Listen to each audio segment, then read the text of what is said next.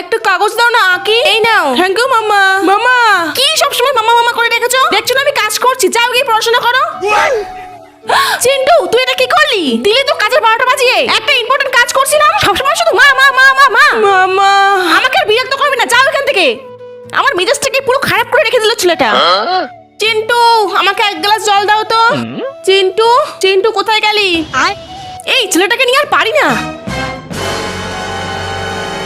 এই ছেলে তুই আমাকে না বললে কোথায় গেছিলিস? মাম্মা এই দেখো কি নিয়ে এসেছি। তোমাকে কে বলেছে এখন কেক নিয়ে আসতে? টাকাগুলো কোথা থেকে আসে? মাম্মা তোমার আজকে জন্মদিন, ওই জন্য আমি নিজেই ইনকাম করেই তোমার জন্য এই কেকটা নিয়ে এসেছিলাম।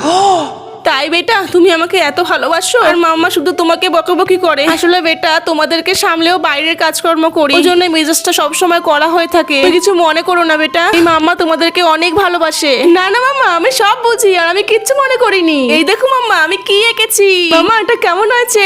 এটা তো দারুণ এঁকেছো। মাম্মা এবার তুমি একটু কেকটা খেয়ে দেখো।